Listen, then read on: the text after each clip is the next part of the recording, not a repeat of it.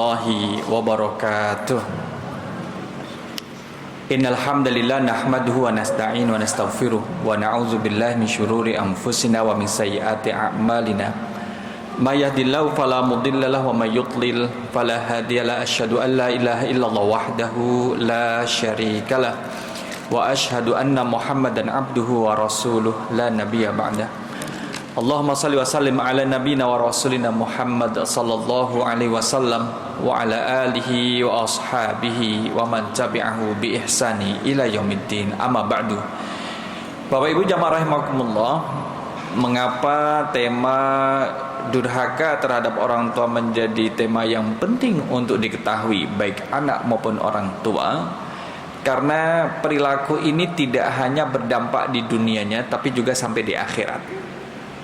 Akibat dari perbuatan ini itu juga memiliki dampaknya sampai di akhirat. Di dunia akan ditampilkan atau akan ditampakkan akibatnya. Di akhirat pun akan demikian jika kemudian tidak diputus dari akar permasalahannya. Nah, ini menjadi penting, termasuk juga segala bentuk perilaku yang dikatakan uququl walidain. Jamaah rahimakumullah, mengawali misalkan tadi kita sempat membuka satu ini, kemudian ini berita 2024 nih. Kita sampaikan karena ini sudah menjadi umum, sudah menjadi rahasia umum dan ada di media. Jadi kita mengambil ibrah dari ini. Anak gugat ibu kandung gegara warisan ayah di Kerawang. Sederet kasus anak menggugat orang tuanya. Kisah 5 orang tua yang digugat anak kandungnya sendiri.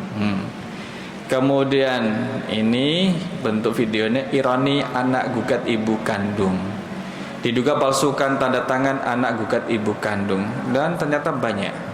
Bagaimana kemudian anak menggugat ibu kandung? Ada nggak orang tua menggugat anaknya, Bapak Ibu? Orang tua menggugat anaknya, misalkan.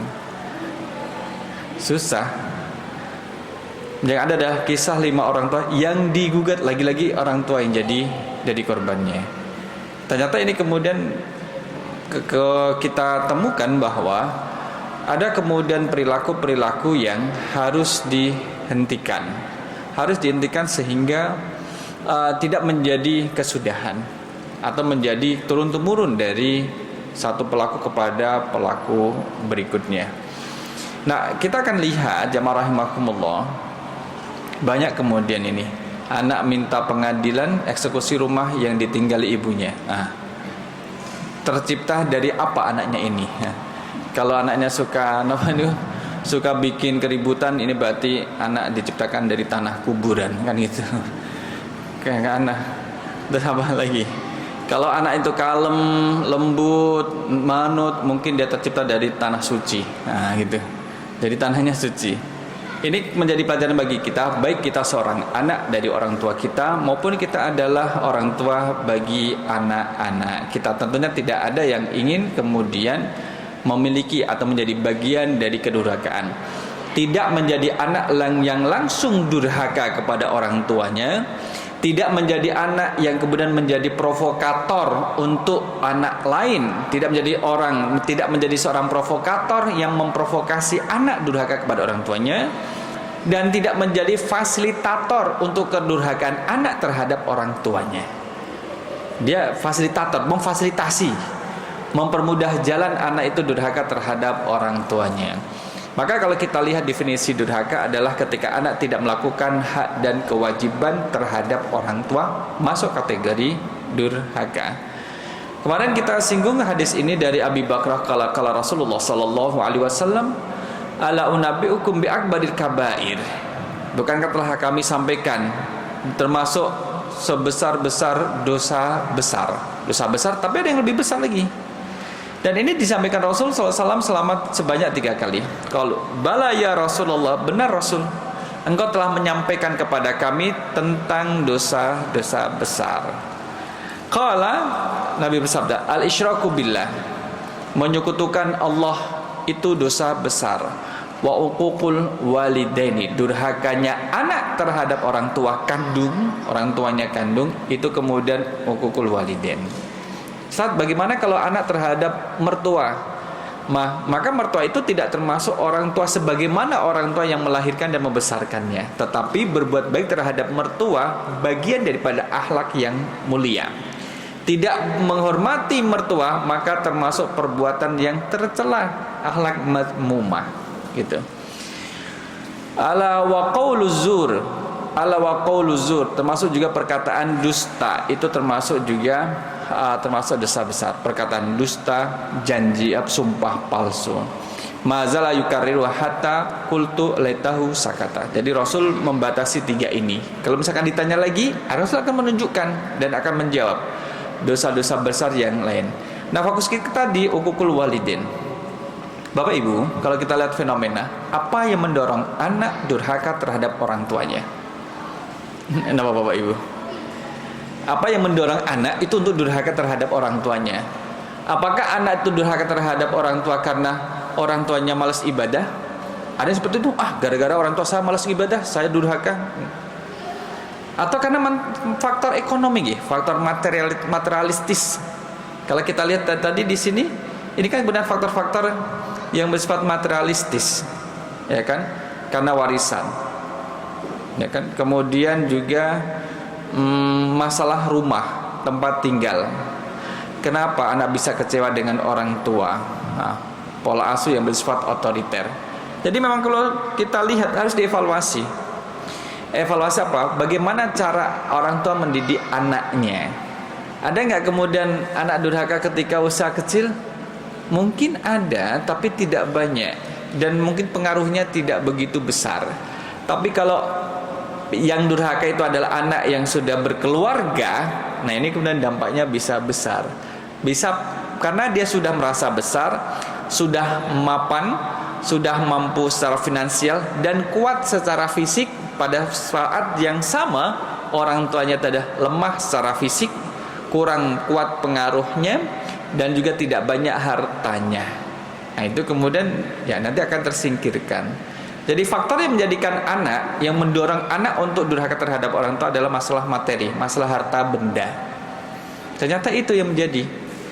Kenapa anak bisa menjadi durhaka terhadap orang tua karena harta benda? Maka kita lihat bagaimana interaksi orang tua dalam mengajarkan keharta bendaan terhadap anak-anaknya. Karena faktor pembagian yang tidak sepadan dinilai tidak adil oleh anak, kemudian anak melakukan gugatan, ya kan? Jadi yang dipikir dan dilihat oleh anak adalah ketidakadilan orang tua. Anak ini lupa dengan perjuangan orang tua sejak dia kecil sampai kemudian dewasa, seolah-olah lupa. Seolah-olah orang tuanya tidak pernah melakukan apa-apa terhadap dirinya. Maka ketika itu adalah berkaitan dengan masalah harta, sejak anak-anak masih kecil, orang tua juga kemudian sudah melatih sikap proporsional dan adil dalam membagi sesuatu yang bersifat materi terhadap anak-anaknya. Kami ingat ketika masa-masa sekolah Bapak Ibu, kalau masa sekolah kan kemudian anak-anak masih pada ke sekolah. Saya juga masih SD, kakak-kakak sampai SMA. Itu kemudian kumpul sekarang waktu pembagian buku tulis dan bolpen. Karena tahun ajaran baru dibagi, saya dapat dikit karena disampaikan kamu masih SD, masih kelas kecil, ini bukunya satu aja ya untuk semua pelajaran 1 minggu. Iya. Jadi 1 minggu bukunya cuma 1, buku tulisnya cuma 1, ini bolpennya. Kakaknya nanti kemudian ditambah lagi bukunya. Yang SMA buku tulisnya adalah 1 pelajaran 1. Dan itu dijelaskan kenapa yang kecil bukunya dapat 1, karena kamu belum banyak menulis. Kalau mbakmu ini sudah SMA, jadi dia 1 mata pelajaran harus punya 1 buku. Ya, jadi dia paham, ya, nggak ada kecemburuan. Kemudian juga ketika mau lebaran juga demikian. Lebaran beli baju secara proporsional sesuai dengan ukurannya masing-masing. Dijelaskan. Jadi ketika orang tua berhati-hati berinteraksi dengan anaknya dalam membagi harta, maka itu menjadi pelajaran bagi sang anak untuk tidak menuntut harta kepada orang tua di kemudian hari. Karena sejak kecil sudah dilatih dan kemudian sudah diberi pemahaman yang baik. Kalian jangan mengandalkan harta dari bapak. Karena kalian kalau mengandalkan harta dari bapak, kalian akan dapat sedikit. Tapi kalian harus berusaha, jangan ngandalin warisan. Kalau ingin kaya, bekerja, kan gitu. Kalau ingin hidup survive, bekerja. Jangan mengandalkan warisan, apalagi nunggu warisan. Nah, misalkan didikan itu kemudian disampaikan kepada anak, sehingga anak memiliki etos kerja dan tidak tergantung terhadap orang tuanya. Sehingga seperti ini tadi, menggugat karena gegara warisan ayah di Kerawang. Suami istri, bapak ibu, bapaknya wafat, kemudian ada warisan. Lah, ibu yang dituntut dengan rumah yang ditempati oleh ibunya, yang dulu memang orang tuanya berdua, bapak ibunya tinggal di rumah tersebut. Nah, kok tega-teganya? Nah, kalau misalkan yang nuntut adalah anak perempuannya, bagaimana peran suaminya? Kan gitu. Kalau yang menuntut itu adalah anak laki-lakinya, bagaimana peran istrinya? Dia kemudian melerai, menahan, jangan mas, jangan, gak patut, gak sopan, udah kita bekerja saja. Baik itu dipakai oleh ibu, dipakai untuk sangu ibu di hari tuanya. Gak usah kita mempermasalahkan gitu. Kalau istrinya sudah mewanti-wanti, kemudian menahan suaminya untuk tidak menuntut orang tuanya, berarti istrinya dari istri yang baik. Karena mengingatkan suaminya, jangan mas, jangan nuntut kepada ibu, kasihan sudah sepuh. Ya tapi kan saya nggak dapat bagian sebagaimana yang lain. Kemudian ditenangkan saya, itu istri yang baik. Atau sebaliknya, suami memberi pemahaman kepada istrinya, dek nggak usah dituntut. Bapak sudah sepuh, bapak sejak ditinggal sama ibu itu kan kemudian sudah pikirannya sudah beda, nggak usah lah. Ya tapi kan kita belum dapat bagian. Saudara-saudara kita sudah dapat bagian, kita belum. Nggak usah, nanti aja. Biar bapak tenang di hari tuanya, di usia lansianya, usia senjanya. Maka kalau suami menenangkan istrinya dengan dia janganlah menuntut masalah harta di saat orang tua sedang sepuh, berarti suami yang baik. Ternyata kemudian istri dikasih arahan demikian, tidak mempedulikan, nggak bisa. Kemudian ditenangkan, nggak bisa, masih bantah. Nah, berarti kemudian kalau bahasa Nabi Ibrahim terhadap Ismail, ganti talang rumahmu. Ganti talang rumahnya itu diganti. Kalau istri kemudian dikasih tahu dalam kebaikan, diajak ketaatan kepada Allah, kemudian membantah, dah ganti talang rumahmu. Nah, ini itu bahasa kiasan. Jamaah rahimakumullah, kalau materi sebabnya adalah karena masalah materi dan kemudian kita memperbaiki dari pola asuh orang tua terhadap anak, maka orang tua harus mengetahui kemudian tipologi anak yang kemudian diasuhnya. Anak yang menjadi kewajiban dalam keluarga untuk dididik. Jadi harus tahu. Jangan kemudian menganggap, mohon maaf, dia kan masih kecil nggak tahu apa-apa. Nanti kemudian remaja, masih remaja. Nanti kalau udah dewasa, dia masih baru dewasa, belum juga menikah dan belum berkeluarga. Saat kemudian anak bisa diajak diskusilah sesuai dengan kadar kemampuan dan pemahaman sang anak. Ketika anak sudah dewasa, mulai kemudian diceritakan pada anaknya, orang tua, nah ini punya bapak, ini punya ibu. Kok beda sih pak sama ibu? Iya, kami punya itu sebelum kami menikah. Jadi hartanya adalah harta sebelum kami menikah. Oh gitu. Ya setelah menikah mana? Setelah nikah adalah ini dan ini. Jadi kemudian memberi pemahaman bagaimana berinteraksi dengan harta nantinya, bagaimana kemudian berinteraksi dengan harta warisan nantinya. Itu kemudian dijelaskan. Bukan berarti kemudian anak akan mengharapkan orang tuanya meninggal lebih awal dan lebih cepat. Tidak. Kemudian dia lebih tahu. Nah, jamaah rahimakumullah, itu tadi kemudian terkait dengan pola asuh nih, terkait dengan pola asuh orang tua terhadap anak. Maka tidak selalu kemudian orang tua disalahkan terhadap perilaku anak. Kadang anak juga dievaluasi. Bagaimana hubungan anak selama ini terhadap orang tuanya? Apakah sudah melaksanakan kewajiban sebagai seorang anak? Orang tua itu kan wajib ditaati, didengarkan perintah dan tutur katanya. Itu menjadi kewajiban bagi sang anak. Jadi orang tua itu berhak ditaati oleh anak-anaknya. Berhak. Maka ini menjadi kewajiban bagi sang anak. Kalau anak tidak taat terhadap orang tuanya, berarti anak ini tidak melaksanakan kewajiban. Kalau anak tidak melaksanakan kewajiban, berarti dia melakukan pelanggaran. Itulah masuk dalam koridor uququl walidain, durhaka terhadap orang tuanya. Karena dia keluar dari daerah ketaatan itu, sudah tidak taat. Maka ketika orang tua tahu anaknya tidak taat, mohon maaf, kadang terbesit sesuatu yang tidak baik di dalam hati orang tua. Sudah dibilang misalkan, nah nggak usah keluar malam-malam, mau ngapain? Cari yang anget-anget ini Pak, cari anget. Kan bisa membuat kopi di rumah. Wah beda rasanya gitu. Beda gimana? Nggak ada temen nongkrong, ya udah nongkrong sama bapak. Ah terlalu tua bapak gitu. Nah gimana? Dibilang ya sudah besok aja kalau mau keluar boleh, tapi jangan terlalu malam seperti ini. Ini sudah jam 1 pagi gitu. Akhirnya kemudian keluar. Dalam hati orang tua, anak dibilangin nggak mau dengar, hati-hati kalau terjadi apa-apa di luar. Nah, keluar kata-kata terjadi sesuatu pada sang anak. Pada terjadi sesuatu pada anak, itu merupakan buah dari apa yang telah dilakukan oleh sang anak. Maka tidak usah kemudian coba kalau tadi seperti ini ya maka tidak seperti ini. Nggak usah dikaitkan dengan itu. Oleh karena itulah kemudian kita dalam berkeluarga itu kan seperti merawat apa ya, kayak merawat sesuatu yang memang harus dirawat dan harus dibina bersama, tidak hanya orang tua tetapi juga anak. Kalau di sini disebutkan bahwa babu la'anallahu man la'ana walidayhi, Allah melaknat orang yang melaknat orang tuanya. Sesiapa anak yang melaknat orang tuanya akan dilaknat oleh Allah, ya kan? Allah akan melaknat. Maka ketika dalam hadis yang panjang ini adalah ini, la'anallahu man la'ana walidayhi, Allah melaknat orang yang melaknat orang tuanya. Apa kata laknat? Ketika orang tua mendapatkan perlakuan yang tidak semestinya dilakukan anak terhadap orang tuanya, itu bagian daripada laknat anak terhadap orang tuanya. Membantah. Napa nih Pak? Ngungkuli. Dibilang A kemudian masih naik ke B, dibilang B masih naik ke C, nggak mau kalah anaknya. Bantah, nadanya ditinggikan, kemudian suaranya dikeraskan, membusungkan dada di depan orang tua, menggertak orang tua, membentak orang tua.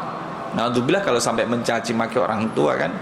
Kita pernah lihat di satu video yang menceritakan bagaimana anak perempuan itu mengancam orang tuanya dengan pisau dapur gara-gara tidak diberikan skincare.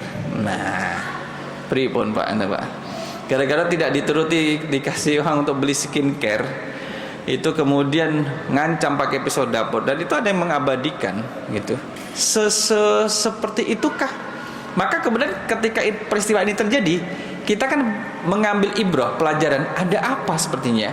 Apakah sikap ini kemudian muncul dengan tiba-tiba? Mengancam orang tua itu muncul dengan tiba-tiba? Ternyata tidak. Ada kemudian letupan-letupan kecil yang terjadi sebelumnya, yang itu kemudian keluar dari orang tua, kemudian tersimpan dalam diri sang anak.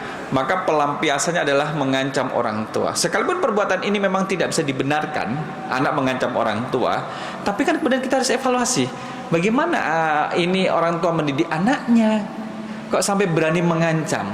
Apakah anak mengalami kekerasan fisik oleh orang tuanya pada masa kecilnya, sehingga di saat sekarang sudah kuat kemudian berani membalas dendam?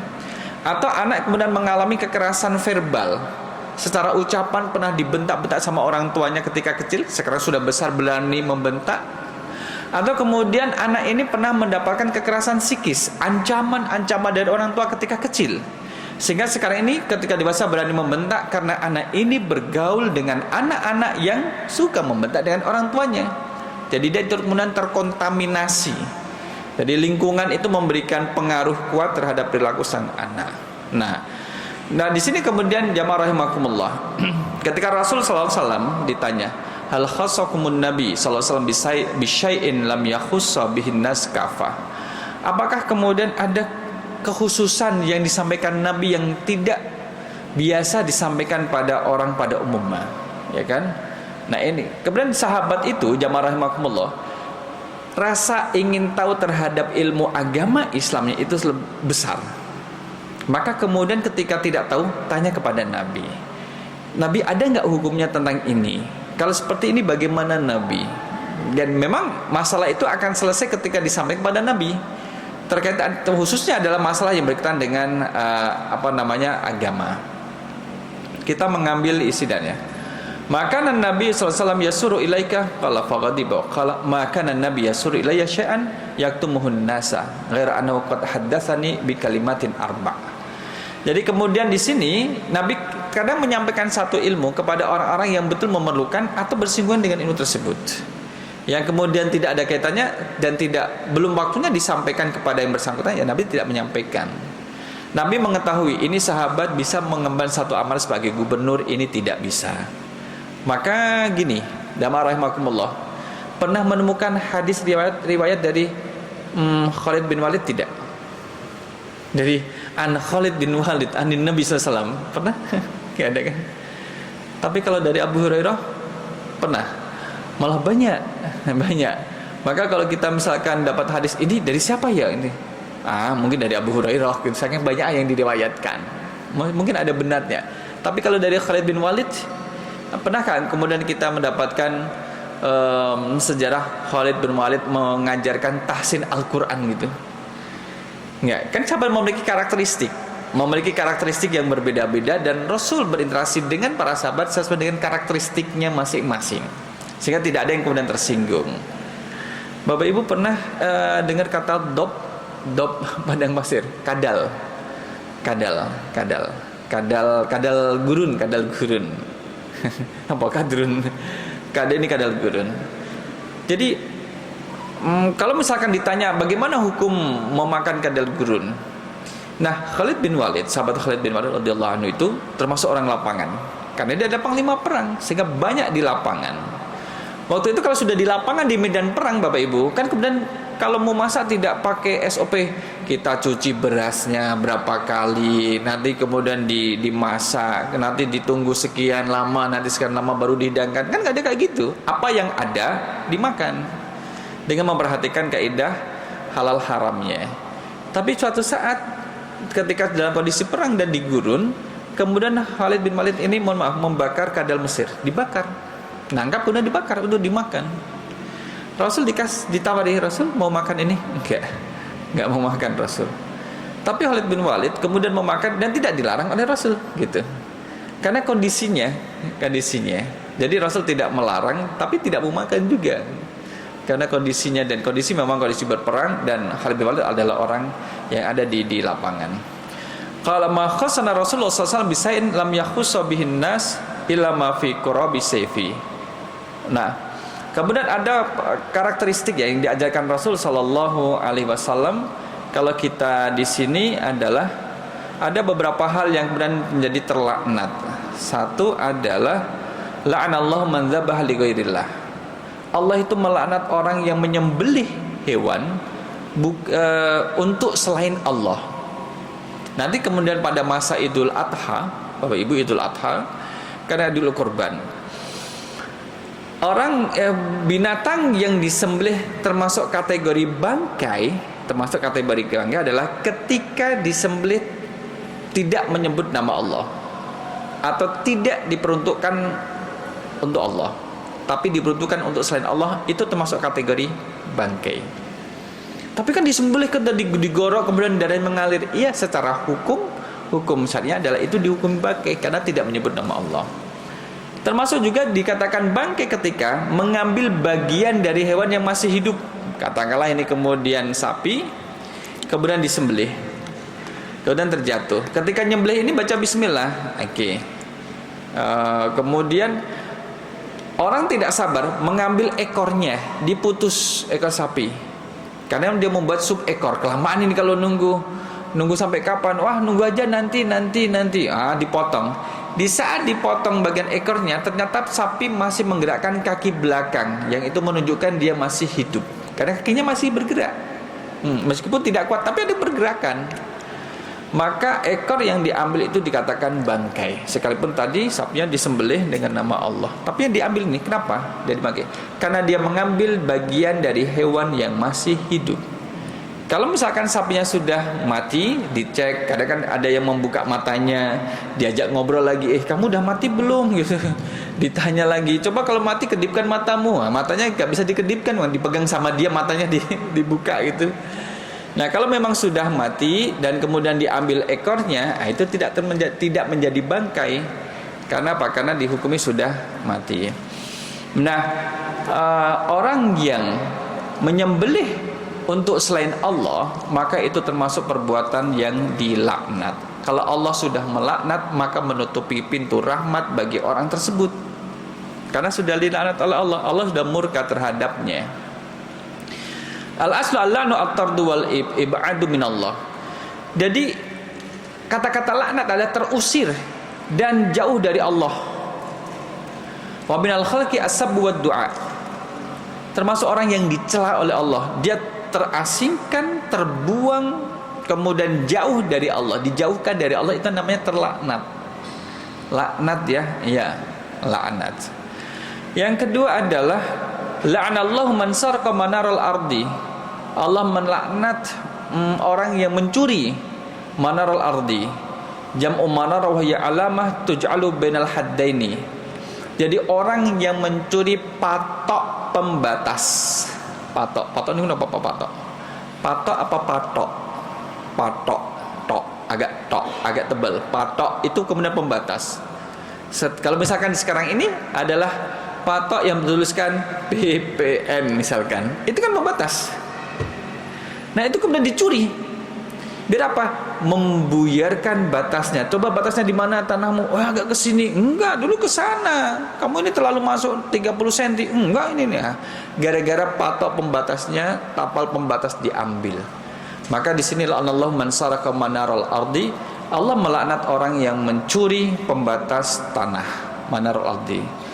Jam'u manarah. Tuj'alu bainal haddaini. Manarul haram a'lamuhu lati darabahal khalil ala akhtarihi wa nawahi wal mim zaidah. Nah ini adalah dilarang ya, tidak boleh mencuri pembatas. Wa mana saraka manaral ardi rafa'aha wa ja'ala fi ardihi. Jadi dipindah batok ini kemudian digeser sehingga dia mendapat bagian dari tanah itu. Rafa'aha liyaqtati'a sya'an min ardil jari ila jarihi. Memang merubah batasnya itu sehingga menjadi bawur dan bagian orang lain masuk dalam bagiannya. Jadi dia dapat lebih banyak. Dalam hadis yang lain, sesiapa yang kemudian mengambil, mencuri tanah orang lain, mencuri dengan sengaja, berarti ada usaha, kemudian disertai dengan ilmu dan kesadarannya, kemudian dia mencuri tanah orang lain, maka balasannya salah satunya adalah Allah akan timpukan kepada lehernya 7 kali lipat dari berat tanah tersebut. Jadi kalau kita melihat, ini kan nyurinya cuma 5 cm. Jangan lihat 5 cm kan kecil. Bukan. 5 cm ini kemana panjangnya? Berapa panjangnya? Luasnya 5 cm. Kedalamannya berapa? Kan ke bawah tanah itu. 7 lapis.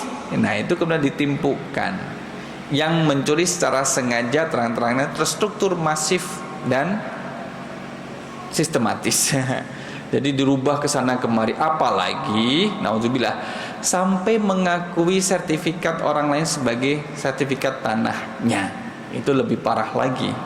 Wong yang geser ngambil beberapa senti saja kena ancaman berlipat 7 kali lipat, apalagi kemudian yang kemudian bertukar sertifikatnya secara sengaja dirubah tanpa sepengetahuan pemilik aslinya dan menggunakan tangan kedua, ketiga untuk melancarkan aslinya.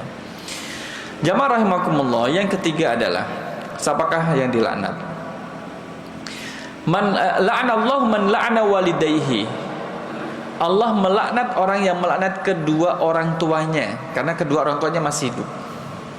Ay la'anahuma la'nan sarihan. Atasababa bi anna la'na walida ahadin fayasubu walidahu. Jadi termasuk juga bagaimana Allah melaknat orang yang melaknat orang tuanya. Kok ada ya orang anak melaknat orang tuanya? Mungkin agak bertanya-tanya, kok tega ya? Nah, ini bisa terjadi si A dengan si B ini berteman, boleh jadi. Masing-masing si A punya orang tua, si B punya orang tua. Di saat si A ini mencela orang tuanya si B, maka saat itu pula hukumnya adalah si A ini sama seperti mencela diri orang tuanya sendiri. Sekalipun si A dengan si B, si A mencela si B, kemudian mencela orang tuanya si B, itu hukumnya sama seperti si A mencela orang tuanya sendiri. Kenapa? Karena si B yang dicela orang tuanya nggak akan diam, dia akan mencela orang tuanya si A. Sekalipun secara langsung mencela orang tua tidak dilakukan si A kepada orang tuanya, tapi dengan mencela orang tua orang lain itu sama seperti mencela orang tuanya sendiri, dan itu akan dilaknat. Maka jangan merendahkan orang tuanya orang lain, karena sama seperti merendahkan orang tuanya sendiri. Jangan mencela orang lain, orang tuanya orang lain, maka sama seperti mencela orang tuanya sendiri. Kemudian yang keempat adalah la'anallahu man awa muhditsan. Al-muhdits yurwa bi kasril dal wa fathiha 'alal fa'il, ismul fa'il maf'ul. Fa ma'na al-kasr muhdits man nasara janiyan aw awahu wa ajarahu min khasmihi, menolong orang yang bermaksiat. Allah melaknat orang yang kemudian menolong orang bermaksiat menjadi sebab kemaksiatan. Halu bainahu wa baina an tanqasa minhu wa amru mubda' nafsahu ya yakunu ma'nal iwa fihi ridha bihi wasabru alaihi. Orang yang kemudian menolong orang lain dalam kemaksiatan atau ridho dengan kemaksiatan atau menjadi perantara dalam kemaksiatan itu dilaknat oleh Allah. Dia tidak melakukan maksiat tapi kemudian menjadi fasilitator dalam kemaksiatan yang dilakukan oleh seseorang. Ini kemudian dimarahi oleh Allah. Apalagi dalam hal masalah muhdits. Muhdits itu dari sisi adalah fa innahu idza radiya bil bid'ah mengada-ngada sesuatu yang tidak ada masa Nabi dalam hal ibadah. Lebih spesifik lagi adalah dalam hal ibadah mahdhah. Rasul tidak melakukan ibadah mahdhah itu, kemudian dia melakukan ibadah mahdhah itu. Salat, puasa, zakat itu kan ibadah mahdhah yang sudah ada tuntunannya secara spesifik. Maka dikatakan bid'ah ketika melakukan sesuatu ibadah mahdhah yang tidak ada anjuran dan aturan dari Rasul sallallahu alaihi wasallam. Ya, kalau misalkan muhdits bid'ah secara bahasa kan sesuatu yang baru. Kalau tidak dibatasi ya, mikrofon ini bid'ah, air minum kita bid'ah, gelas dari kaca mungkin bisa jadi bid'ah, tidak ada pada masa Rasul mungkin kalau tidak ditemukan ya. Kemudian karpet, nah ini masjid di lantai berapa, 2 berlantai, ini adalah bid'ah kita secara bahasa. Tapi ketika menjadi satu istilah dari sekian banyak definisi bid'ah, maka kalau dalam Muhammadiyah lebih spesifik pada ibadah mahdhahnya. Siapa yang mengada-ada dalam ibadah mahdhah yang tidak ada tuntunan daripada Rasul, maka disebut dengan bid'ah. Nah, di sini jamaah rahimakumullah, kita mengetahui bahwa wa qarra fa'ilaha wa lam yunkir alaihi faqad awahu. Orang yang menunjukkan keridhaan terhadap kemaksiatan yang dilakukan oleh orang lain di hadapannya, maka sama seperti dia itu meridhoi terhadap kemaksiatan itu. Sama seperti dia itu memfasilitasi atau kemudian sepakat dengan kemaksiatan yang dilakukan oleh orang lain sekalipun dia tidak melakukan, tapi satu, bersikap pasif, membiarkan pembiaran, tidak ada upaya untuk pencegahannya, maka itu termasuk yang disebut awahu atau menolongnya. Oleh karena itu jamaah rahimakumullah, ini kemudian menjadi pelajaran bagi kita bahwa bab yabur walidayhi malam yakun ma'siyatan. Jadi agar kemudian kita tidak jatuh pada uququl walidain, kedurhakaan terhadap orang tua, maka patuhilah semua perintah orang tua, gitu. Batasannya apa? Malam yakun ma'siyatan, selama tidak ada unsur kemaksiatan.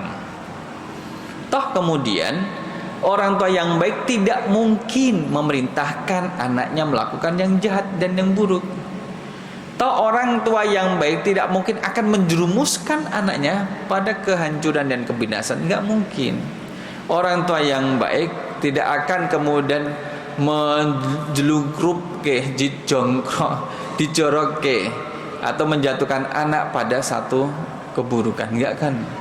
Nah, oleh karena itulah dari Abu Darda, ausani Rasulullah sallallahu alaihi wasallam bitis'in. Rasul memberikan wasiat kepadaku 9 nasihat, 9 wasiat. Yang pertama, la tusyriku billahi syai'an wa in qutti'ta aw hurikta. Jangan sekutukan Allah dengan sesuatu sekalipun kamu dipotong ataupun dibakar. Maksudnya adalah dalam kondisi tidak enak sekalipun jangan menyekutukan Allah. Kan gitu. Dalam keadaan ancaman, ya. Mau dipotong ataupun dibakar, tetap beriman kepada Allah. Dan ingin meminta pertolongan kepada Allah. Yang kedua adalah wala tatrukanna sholatal maktubata muta'ammidan. Jangan kamu tinggalkan sholat wajib secara sengaja. Lah kalau lupa gimana Ustaz? Ya kalau lupa ya ketika ingat dia sholat. Kalau ingat. Nah, yang ketiga masih ini. Wa man taraka muta'ammidan buri'tu min zimmati minhu zimmah. Kalau ada orang meninggalkan sholat secara sengaja, maka saya terbebas. Saya tidak mau menanggung dia, tidak mau menolong dia. Rasul tidak mau memberi pertolongan terhadapnya. Karena meninggalkan sholat secara sengaja. Meninggalkan sholat secara sengaja. Sudah. Dan yang ketiga adalah wala tashrobannal khomroh. Jangan minum khomer. Wah nganu ya Pak Ustaz, cuma secendok. Haram. Tapi kan saya nggak mabuk. Kemarin teman saya minum 1 sendok mabuk. Saya minum segelas nggak mabuk. Berarti kan nggak haram. Tetap haram. Kalau sedikit haram, banyak haram.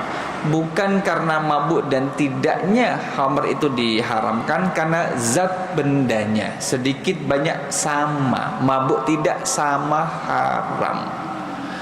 Fa inna miftahu kulli syarr.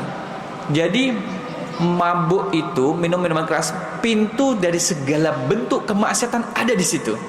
Wah, saya nggak mau zina, saya nggak mau membunuh, saya tidak mau durhaka. Tapi di saat orang itu mabuk, maka yang dia tidak inginkan, tidak mau durhaka, tidak mau zina, tidak mau membunuh, itu bisa dilakukan kalau dia sudah minum minuman keras. 3. Yang keempat, ati walidaik wa in amaraka an tahruja min dunyak. Jadi kemudian yang keempat adalah taatlah terhadap orang tuamu sekalipun menyuruhmu untuk keluar dari duniamu gitu. Keluar dari duniamu. Fahruz lahuma, maka keluarlah untuk mereka berdua. Keluar, berpindah misalkan berpindah atau kemudian diajak berhijrah. Nah, ini akan kita lanjutkan sisanya insyaallah pada pertemuan yang akan datang terkait dengan berbuat baik terhadap orang tua sekali yang selama tidak dalam bentuk maksiat. Makatan Ibu Bapak jamaah rahimakumullah, ada pertanyaan Bapak Ibu? Masalah birrul walidain akan lanjutkan bersambung sesuai dengan hadis yang ada dalam kitab Adabul Mufrad insyaallah. Mari kita cukupkan dengan doa kafaratul majlis. Subhanakallahumma wa bihamdika asyhadu an la ilaha illa anta astaghfiruka wa atubu ilaik. Mudah-mudahan kita diberi kekuatan untuk mendidik putra-putri kita, kesabaran dan menjadikan mereka putra-putri yang saleh-salihah, dan kita yang selaku anak mudah-mudahan menjadi anak yang soleh berbakti dan dijauhkan dari segala bentuk ukukul walidain atau kedurhakaan. Aku lu qouli hadza astaghfirullah li wa lakum. Nasrun minallah wa fathun qarib wa basyiril mu'minin. Assalamualaikum warahmatullahi wabarakatuh.